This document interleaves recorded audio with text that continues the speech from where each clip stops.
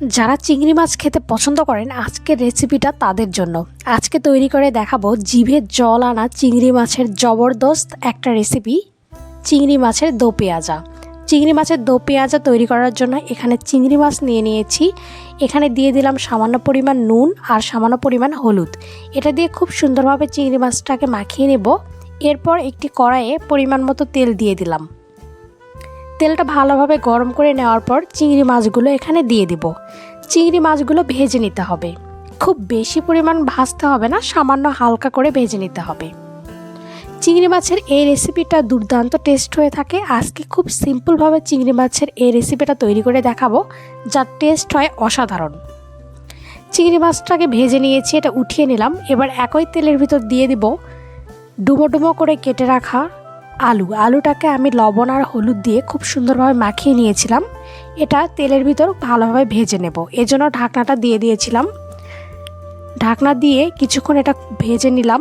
এবার আলুটাকে উঠিয়ে নেব। এবার একই তেলের ভিতর দিয়ে দিলাম পেঁয়াজটাকে আমি কিউব করে কেটে নিয়েছি। এভাবে পেঁয়াজটাকে কেটে নিতে হবে। পেঁয়াজটাও সামান্য পরিমাণ ভেজে নিতে হবে, ব্রাউন কালার হতে হবে না, হালকা ভেজে নিতে হবে। এবার একই তেলের ভিতর দিয়ে দেব পেঁয়াজ কুচি। এখানে 2টা পেঁয়াজ আমি কুচি করে নিয়েছি। পেঁয়াজ কুচি দিয়ে খুব সুন্দরভাবে পেঁয়াজটা ভেজে নেব। এরপর এখানে দিয়ে দেব আদা রসুন পেস্ট। এবার খুব সুন্দরভাবে সবগুলো উপকরণ ভেজে নিতে হবে। এবার এখানে অ্যাড করে দেব হলুদের গুঁড়ো, শুকনো মরিচের গুঁড়ো আর সামান্য পরিমাণ জিরে গুঁড়ো। এগুলো দিয়ে এই মশলাগুলো খুব সুন্দরভাবে কষিয়ে নিতে হবে। এগুলো খুব সুন্দরভাবে কষিয়ে নেওয়া হলে এ পর্যায়ে এখানে অ্যাড করে দেব টমেটো পেস্ট। একটা মাঝারি সাইজের টমেটো আমি পেস্ট করে নিয়েছি, এটা এখানে অ্যাড করে দিলাম। এবার টমেটো পেস্টটাকেও এই মশলাটার সাথে খুব সুন্দরভাবে কষিয়ে নিতে হবে।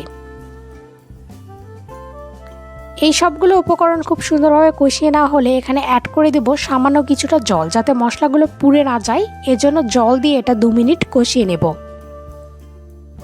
মজার রেসিপি পেতে অবশ্যই আমার চ্যানেলটি সাবস্ক্রাইব করে ফেলুন। এ পর্যায়ে এটা খুব সুন্দরভাবে কষিয়ে নেওয়া হয়ে গেছে। এখানে অ্যাড করে দিলাম আগে থেকে ভেজে রাখা আলু আর চিংড়ি মাছগুলো। এবার আলু আর চিংড়ি মাছগুলো খুব সুন্দরভাবে মশলার সাথে কষিয়ে নিতে হবে।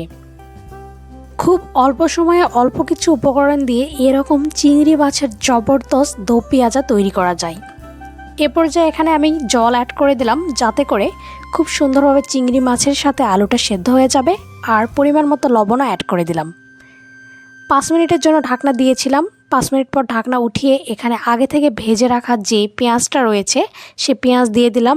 আর একটা কাঁচামরিচ ছোট ছোট করে কেটে নিয়েছিলাম, সেটাও দিয়ে দিলাম। একটু নাড়াচাড়া করে দেব। এরপর আবার ঢাকনা দিয়ে 5 মিনিট এটা রান্না করে নিয়েছি। এবার এটা পরিবেশনের জন্য নামিয়ে নিয়েছি। এটা একদম রেডি। তো ভিডিওটি কেমন লাগলে তা অবশ্যই জানাবেন, চ্যানেলটি অবশ্যই সাবস্ক্রাইব করবেন।